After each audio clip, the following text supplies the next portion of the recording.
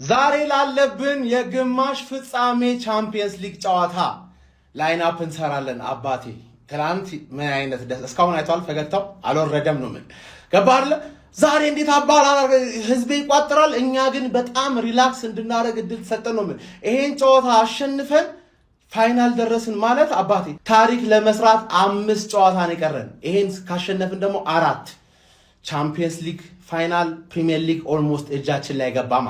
ትላንት ምን አይነት ምሽት ነበረ ነው የምልህ። ኤቨርተን የልጅነቴ ገባሽ አይደል? በግማሽ ልቤ ብሉ ነኝ ካሁን በኋላ ማለት ቸልሲና ማን ሲቲ አይሆኑ እንጂ ገባለት ነው የምልህ አባቴ። ሳንፈራ ነው ሳንፈራ ለማሸነፍ ሳንፈራ እንደ ፉላም ነው የምንገባው። ገባ አይደል? በረኛና ተከላካዮቻችን 2 ተከላካይ ጋብሪኤል ሳሊባ ግድ ነው። ራያ ጋብሪኤል ሳሊባ ትገባለህ፣ የተለመደ ነገር ነው። ግራ በኩል ሪካርዶ ካላፊዮሪ አይታችኋታል። ቦለር የሆነች ተጫዋች መግባት አለባት፣ ግዴታ መግባት አለባት። ተገባለች እዚህ ጋር ሃቨርስና ኦዲጋርድ ተመልሷል እየተባለ ነው።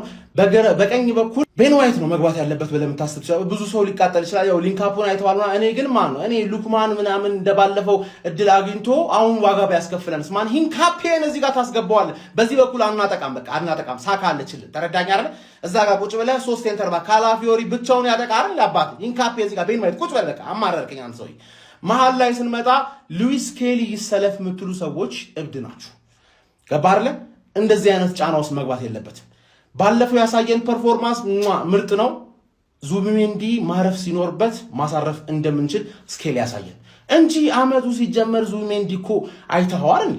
ከእንደገና የአትሌቲኮ ጨዋታ ላይ ምርጥ ነበር። ተቀይሮ ገብቶ ፉላም ጨዋታ ላይ ምርጥ ነበር። ዛሬም ምርጥ ይሆናል ብዬ ገምታለሁ።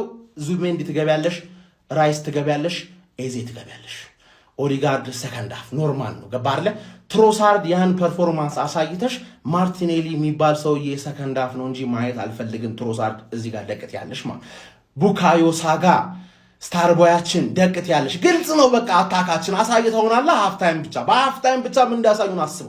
ፊት ለፊት ደግሞ ቪክተር ግሎከሬዝ ግሎክ አባቴ ዊያር ዘገነርስ አትሌቲኮን ምናዋርዳት እየመሰለኝ ምናዋርዳት ምትቋጥር ሰው በሙሉ ነው። አይምሮ ላይ ምን ማስቀመጥ አለብን መሰለህ? ሲቲ ትላንት ጣለልን ነው ማለት ሲቲ 5 ነጥብ አንድ ተስተካካይ ጨዋታ 5 ነጥብ ነው። በደንብ አድርጋ ቋጥር። ይቆማል ወይ ፍሬያችን ፈረጠ ብሎ ቋጠሮ ይቆማል ወይ? ለክፉ ቀን የደበቀው ፍሬ ካለ ከሌለም ያለችውን ሰብሰብ አድርገህ ትቋጥራለህ። አታፍጥብኝ። ከዚህ የተሻለ ሐሳብ የለም። ሻምፒዮንስ ሊግን በልጦ ወያለ አስተዳድረኝ፣ ወያለ ይግዛ ያስተዳድረን። ይሄን አንተ ሐሳብ የምትቋጥር ሆነ አርፈህ ቋጥር። ጅኔን አታምጣ። እንዴት አደራችሁ እናንተ እርኩስ ቋጣሪዎች? አማን ናችሁ? ቋጠራችን በአግባቡ ሰርቷል። ሞቅ ደመቅ ሸብረቅ ያለ ዕለት ልናሳልፍ ነው። አሁን አዳዲስ ቪዲዮዎች በቀጣይነት ይዤ የምመጣ ይሆናል። እጅግ በጣም ብዙ ቋጣሪያንሶች ማታ ጨጓራችሁ አደጋ ላይ እንደወደቀ ነው የተነገረኝ። እኛ ምን አገባን? ማን አባታችሁ ቋጥሮ አላችሁ? በመጀመሪያ ይመለከተናል አይመለከተና ጨጓራ እየተላላጠ ሆስፒታል ለሆስፒታል ነው የምትመላለሳት። አደብ ግዛ። መቋጠርህን ምን አባ ገባ አንተ የለህበት። ምንድነው የሚያስቋጥር? እንዴት እኮ ነው አቃጥለው እኮ ሊደፉኝ እኮ ነው ሊደፉኝ ማለት ነው። ለማንኛውም ጀምአው ዛሬ ከአትሌቲኮ ጋር ወሳኝ ጨዋታ አለን። እሱን ያስታከከና ሌሎች አዳዲስ መረጃዎችን ይዤ በቀጣይነት መመጣ ይሆናል። እንኳን ደስ አላችሁ ፍልስስ ብላችሁ አሉ። ዛሬ አትሌቲኮን የግድ ነው እንሰጣታለን። ጀምአው እንዳታስቡ ይሰጣታል። እንቀጥልና ደግሞ ቀጣይ ቤት ስራችን የሚሆነው ፕሪሚየር ሊጉ እንዴት እንዳሻፈደኝ እንዴት ሐሳቤ በሙሉ እሱ ላይ ነው መተናል የለንደኑን ሀያል ክለብ አርሰናልን ይዘን ተከስተናል። የጨዋታ ቀን ነው ይላል ዛሬ ፋሚሊ። ዛሬ ምሽት 4 ሰዓት ሲል ክለባችን አርሰናል በሻምፒዮንስ ሊጉ አትሌቲኮ ማድሪድን ይዞ ከች ይላል። ታዲያ አንተ ይሄን ቪዲዮ የምታየው ልጅ እንደተለመደው ኮሜንት ላይ ውጤትን ትገምትልኛለህ። እኔ 2-1 ብያለሁ። ያንተን ኮሜንት ላይ ጠብቃለሁ። መልካም ቀን፣ መልካም ጨዋታ፣ መልካም እድል ይመቻችሁ። የጨዋታ ቀን ሀቢቢ በጧቱ ነው ከቻልኩት። ግምትን ደቃር በደንብ ይማማቅ። ቪዲዮ ኮፒ ሊንክ ሪፖስት ይደረግ። አዳር ምን እንዳደረግን አይታል። ምን አቅማችን ፓወራችን የቋጠሮ ቅዋችን ምን እንደሆነ አይታል። ዛሬ አትሌቲኮ እንለጥፋለን። ምንም ጥያቄ የለውም። ኮሜንት ላይ ግምትን ጣል አድርግልኝ። ስንት ለስንት እናሸንፋለን። ለአንድ ለሁለት ለሶስት ለአምስት ሰው ሽልማት አለኝ። በቃ ትናንት ደስ ብሎ ነው ያደርኩት ሀቢቢና ግምታችሁ ይቀመጥ። ቪዲዮ ኮፒ ሊንክ ይደረግ። ትለጠፋለች አትሌቲኮ። ሌላ ምንም አይነት ነገር መስማት አልፈልግም። አትሌቲኮ ለጥፋለን፣ ቅዳሜ ዌስትሃም ለጥፋለን። ህይወት ሁለት ገጽታ ነው ያላት። አንደኛው ይደሰታል፣ አንደኛው ያዝናል። ትላንትና አዝነናል እኛ፣ ዛሬ ደግሞ እንደሰታለን። በቃላ ሁሌ ማዘን የለማ። እንደዛ ተደርጎ ነው የተፈጠረው። ትደሰታለህ፣ ታዝናለህ፣ ትደሰታለህ፣ ታዝናለህ። ገባውጣ ያ ተፈጥሮ በቃ ላይፍ እንዲ ቴስት እንዲኖራት ያረጋት ነገር ነውና ዛሬ እንደሰታለን ብዬ አስባለሁ። ትላንትና አዝነናል፣ ችግር የለውም ማዘን ያለ ነገር ነው አለ አይደል? በላይፍ ውስጥ የሚያጋጥም ነገር ነው። ዛሬ ደግሞ ደስ እንደሚለን ተስፋ እናደርጋለን። እኔ በበኩሌ ደስ የሚል ምሽት እንደማሳለፍ ነው ማስበው። ገብቷል። ጋድ እንደዚህ አይነት ነገር ውስጥ አይጥለኝም። ሁለቴ ተከታታይ ቀን አይጥለኝም። እኔ አምንበታለሁ፣ ያኮራኛል። የብሬ ነውና ዛሬ ምን ደሰት ይመስለኛል። ደስ እያለኝ ነው። እስቲ እናንተስ ደስ ብሏችኋል? ንገሩኝ። ቋጠሮን ወደ ትግል ቀይረን ድልን እንቀዳጅ። ራስ ዘዋ መድፈኛው ነኝ ከአጸቋማ ሴንትራል ኮማንድ። ሰው በሰጠን ደስታ ተዘናግተን የራሳችን ደስታ እንዳናጣ የሆነው ሁሉ ረስተን የዛሬው ጨዋታ ላይ ሙሉ ትኩረት እናድርግ ሲል አጸቋማ እያሳሰበ ዛሬ ማታ ሁሉም የአርሰናል ደጋፊ ከ20 ዓመት በኋላ በደስታ እንባ ተቃቅፈን የምናለቅስበት ሰናይ ምሽት እንዲሆን ሁሉም የመድፉ ቤተሰብ በፍሬና በአንቴና የተቀዳጀ ድጋፍ እንዲሰጥ አሳስባለሁ። አጸቋማ ሴንትራል ኮማንድ። አርሰናል ይቅደም፣ ያቋጣሪ ይውደም። The Champions League is back ይላል። ወይኔ ልቤ በጫረ ማለት ነው። አረ በቃችሁ እግዚአብሔር። እስቲ ይሄን አትምሩንም አናሳዝናችሁ። ሌላው ቢቀር እንደው ስንትና ስንት ዓመት አብረን እርስ በርስ እየተቆጣጠርን እርስ በርስ እየተበሻሸቅን አልቆየንም። እንኳን እኛ ጆን ጁትስና ንቃተ ህሊና ራሱ ማለት ነው ተዛዝነዋል እርስ በርስ። በቃ ፕሪሚየር ሊጉን ብሉት፣ ይሄኛውን ግን ተው። ሁለቱን ከበላችሁ እኛ አንችልም። እግዚአብሔር እንጎዳባችኋለን። ቀጣይ ዓመት እንጠፋለን። ከዛ ከማን ጋር ነው ኳስ የምታዩት? ከማን ጋር ነው? ቲክቶክ ላይ መተህ አሸንፈህ ልታበሽቅ ስትል የለንም። ማንን ታበሽቃለህ? ስንኖር እኮ ነው የምታበሽቁንም፣ ስንኖር ነውና ቻምፒዮንስ ሊጉን ተውት። ወይኔ በቃ ይበሉት ነው እነዚህ ሰዎች። እኔ ምንም አላማረኝ። ያው በባለፈው የሆነ ልጋጋም ጨዋታን ያሳያችሁ፣ ልጋጋም ጨዋታ። በዚህኛው ግን ኤክስትራ ልጋጋም ይሆናል ማለት ነው። ኤክስትራ ልጋጋም። ኧረ እኔ በሪሞት እያሳለፍኩ ነው እንጂ ማየው 90 ደቂቃ ጨርሶ። አዎ ኧረ ከባለፈው ተምሬያለሁ። እያሳለፍን ነው ምናምን አለቅ እንጂ አያልቅም። ለነገሩ የኔንም የትላንቱን ጨዋታ ብዬ አይቼ ጨርሼዋለሁ። አይከብደኝም። ብቻ እንደምንም አድርጌ ጨርሰዋለሁ። እና እንደሚመስለኝ አርሰናል ዛሬ ያልፋል። ቀጣይ ግን ቤት እንደምታልፍ ያው እዚህ ላይ ጉቦ ምናምን አይሰራማ። ቤት አርገህ እንደምታልፍ እናያለን። አዎ እናንተ ደግሞ ቴሌግራም ላይ ገባ እያላችሁ በዚህ ፕሮሞ ኮድ ስትመዘገብ 600% ቦነስ ታገኛለህ። የዛሬውንና የነገን የቻምፒዮንስ ሊግ ሁለቱን ጨዋታ በሚገርም ኮድ ቴሌግራም ላይ ያለ ገባናይ። አርሰናል ግን በቃ የሆነ ነገር አስመስሉት፣ ነቃ አድርጉት። ቻምፒዮንስ ሊግ ሸተት ይበል ጨዋታ። ቴሌግራም እየተቀላቀላችሁ ቻምፒዮንስ ሊግ ጥሎ ማለፍ ወደ ፋይናል ያበደ ምሽት የሚለው አይገልጾም። እኔ በግሌ አልቋጥርም። ምናልባት ጨዋታው ሲጀምር ሀሳቤ ተቀይሮ ወደ መቋጠር የሚያስገባ ጨዋታ ከሆነ ቋጥራል። ግን እቋጥራለሁ። ለጨዋታው አንዳንድ ነገር እንበል። አርሰናልም አትሌቲኮ ማድሪድም ካበደ ስሜት ነው የሚመጡት ማለት ነው። በአትሌቲኮ ሳይድ ስንሄድ አትሌቲኮ ቆንጆ የሚባል ፋይናል የመድረስ ልምድ አለው ማለት ነው። ከአንድም ሁለቴ ፋይናል ደርሶ ያውቃል። እንዲሁም ደግሞ ከጥሩ መነቃቃት ከጥሩ ስሜት ከማሸነፍ ነው የሚመጡት። በዚህ ሳምንት ከቫሌንሲያ ጋር በነበራቸው ጨዋታ ቫሌንሲያን ከሜዳቸው ወጥተው ሙሉ በሙሉ ተጫዋቾቻቸውን አሳርፈው 2-0 ማሸነፍ ችለዋል። ያው እነ ግሪዚ ምናምን ቀይሮ ቢያስገቡ ነገር ግን በቤንች 2-0 አሸንፈው መጥተዋል። ሶ ከጥሩ ልምድ ጋርና ከጥሩ መነቃቃት ጋር ከጥሩ ተጫዋቾቻቸው ጋር ኤምሬትስ ላይ እናያቸዋለን ማለት ነው። ወደ አርሰናል ሳይድ ስንሄድ ደግሞ አርሰናል በጣም ጥሩ የሚባል መነቃቃት ጥሩ የሚባል ስሜት ውስጡ ላይ ፈጥሮ ነው የሚመጣው። ባለሜዳ መሆኑ ደግሞ የበለጠ ከሌላው ጊዜ በጣም አሁን ይሰራል ማለት ነው። ምክንያቱም ደግሞ ትናንትና ምሽት ማንቸስተር ሲቲ ነጥብ መጣሉን ተከትሎ ሞራል ላይ ናቸው ደጋፊዎቹ። በጣም ሙቀት ነው፣ ሊበሉ ነው የሚመጡት፣ ሊጎርሱ ነው የሚመጡት። አትሌቲኮ እዚህ ዝግጅትን ታሳየኛለህ። መቼም ሆቴል ከያዛችሁበት አካባቢ ወከቦን ጮቱን ሰምተሃል።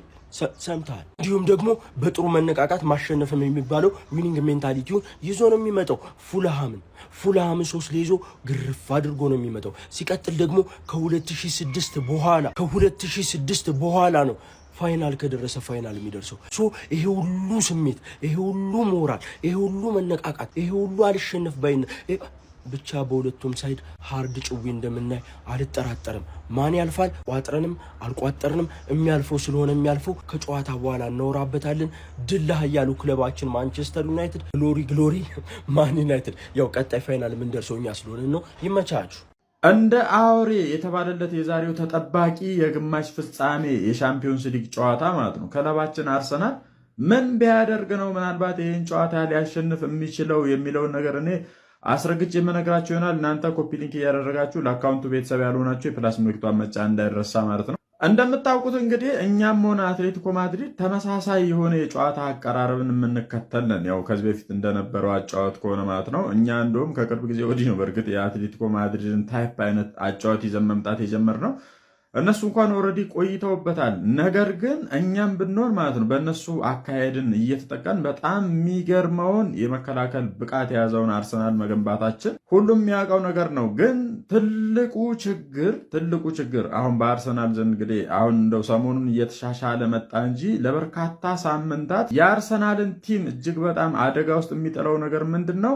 የሎ ብሎክ የሚጫወቱ ክለቦችን በምን መልኩ ነው ማስከፈት የሚቻለው የሚለውን የጨዋታ አቀራረብ ከሚካኤል አርቴታ እንግዲህ እየተመለከትን አይደለም። ስለዚህ አትሌቲኮ ማድሪዶች እዚህ ጨዋታ ላይ ቀድመው አንድ ጎል የሚያስቆጥሩ ከሆነ እጅግ በጣም የከፋ ነው የሚሆነው ለአርሰናል። ምክንያቱም አንደኛ ጥቅጥቅ ብለው ነው የሚጫወቱት፣ እጅግ በጣም ኮምፓክት ሆነው እንደሚጫወቱ ይታወቃል። በጣም ኦልሬዲ በዚህ ጨዋታ ስታይል ደግሞ በጣም አንቱታን ያተረፉ ናቸው አትሌቲኮ ማድሪዶች ማለት። ስለዚህ አርሰናል ይህንን ክለብ ለማስከፈት በሚያደርገው ጥረት ሌላ ጎል እንደውም የማስተናገድ እድል ሊፈጠርብን ይችላል። እሱ ብቻም ሳይሆን ደግሞ አቅሙም የለንም ማለት ይሄ እንደነ ማንቸስተር ሲቲ ወይንም እንደሌሎች እንደነ ፒኤስጂ ምናምን በጣም ፔስ አድርገን ለማለፍ በጣም ይከብደናል። በተጫዋቾች ጥራትም ይሄንን የሚያደርጉ በጣም ክሬቲቭ የሚባሉ ተጫዋች ያን ያህል የለም። ሜቢ ኤዜን ልጠቅስ ስላለ እንጂ በጣም አስቸጋሪ ነው። ዞሮ ግን ይሄ ጨዋታ ማለት አርሰናል የሚያስቆጥር ከሆነ ደግሞ ነገሮች እጅግ በጣም አልጋ ባልጋ ነው የሚሆኑት። ምክንያቱም አትሌቲኮ ማድሪዶች ደግሞ ተቃራኒውን አጫወት ይከተላሉ ማለት ነው። እኛን ለማስከፈትና እኛን ለማጥቃት ጀስት የሆነ ሪአክሽን በሚያደርጉ ሰዓት የክለባችን ተጫዋቾች ደግሞ ስፔስ የሚያገኙ ከሆነ እንዴት አይነት ቅጣት እንደሚቀጡ ያው አርሰናል በዚህ ከጥንትም ይታወቅበታል። በዚህ በመልሶ ማጥቃት የምንሰነዝረው አዘራዘር የሚገርም ስለሆነ ይህንን ጨዋታ ቀድሞ ያገባ በጣም ከፍተኛ የሆነ እድል አለው እያልኳችሁ ነው። ስለዚህ በጨዋታው ላይ እናንተ ምን አይነት ሀሳብ አስተያየት አላችሁ? ኢንቪንሲብል በመሆን ታሪክ መስራት የማይሰለቸው ክለባችን ኢንቪንሲብል መሆን ለአውሮፓ እግር ኳስ ለዛውም ጠንካራው እንግሊዝ ፕሪሚየር ሊግ ውስጥ እየተጫወተ ማሳየት የቻሉ ክለባችን ምናልባት የዛሬውን የአትሌቲኮ ማድሪድ ጋር የምናደርገውን ጨዋታ ማሸነፍ የምንችል ከሆነና ምንም እንኳን ፋይናል ላይ የምናገኛቸው ፒኤስጂ ወይ ደግሞ ባየር ሙኒክ ጠንካራ ቡድኖች ቢሆኑም የፋይናል ጌም 50-50 ነውና የፋይናሉን ጌም አሸንፈን የቻምፒየንስ ሊግ ዋንጫን ማሸነፍ የምንችል ከሆነ በአውሮፓ ቻምፒየንስ ሊግ ሳንሸነፍ ዋንጫ የምናሸንፍ ይሆናል። እንዴት አደራችሁልኝ አርሰናል ደጋፊዎች? እንዴት ነው ታደረለት ወይ?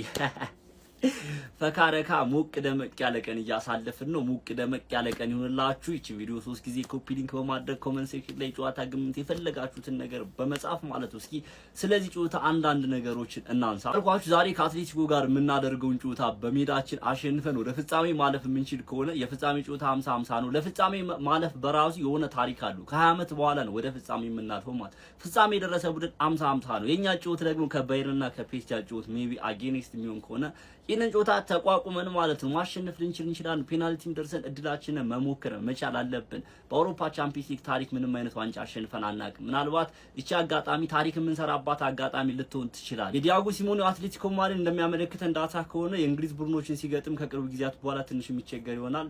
በተከታታይ 6 ወይ ደግሞ 7 ጨዋታ ዳታ የለኝም ብቻ ማሸነፍ አልቻለም። በአንጻሩ ደግሞ በዚህ ሰዓት የእንግሊዝ ፕሪሚየር ሊግ ኃያል ቡድን ብንለው ማጋነንም አይሆን የፕሪሚየር ሊጉ መሪን ዋንጫ ለመብላት ትንሽ ነገር ነው የቀረን። ፕላስ በቻምፒየንስ ሊግ የምንወዳደረው ብቸኞቹ ቡድን እኛን ይሄ ቡድን ደግሞ ከስፔን ቡድኖች ጋር ያለፉትን ዳታዎች እንመለከት ወደ 7 ነው 8 ጨዋታዎች ብቻ ዳታው ስፔሲፊካሊ የለኝም ግን ብዙ ጨዋታዎችን አሸንፈን አንድ ጨዋታ ነው አቺ ወጣ ነው የስፔን ቡድኖች ጋር መግጠም ምናምን ይመቸናል ማለት ነው። ማንንም ዲያጎ ሲሞኒ ምን አይነት አጨዋወት ይዞ ሊመጣ ይችላል በ5-4-1 ወይ ደግሞ በ5-3-2 ማለት ነው። በሎ ብሎክ ጥቅጥቅ ብሎ ኮምፓክት ሆኖ ሴንትራል ስፔስ እንዳይኖሩ ምናምን በቃ ለመከላከል ነው። በሎ ብሎክ እየተከላከለ ካውንተር አታክ ለማጥቃት ነው የሚሞክረው። በእርግጠኝነት ከዚህ የተለየ አጨዋወት ይዞ አይመጣም ዲያጎ ሲሞኒ። ከምንም ተነስተው ጌም ቼንጀር ሊሆኑ ይችላሉ ብዬ የማስባቸው ሁለት ተጫዋቾች ናቸው። ሉክማን ያው እንደባለፈው ሽባ ያርግልን ተላለው ባለፈው በጣም ጥሩ አልነበረም። ዛሬም እንደማይሆን ተስፋ እናደርጋለን። ሁለት ተጫዋቾች ናቸው ግሪዝማን እና አልቫሬዝ። የአልቫሬዝን ኳሊቲ ታውቃላችሁ በጣም ቨርሳታይል ነው።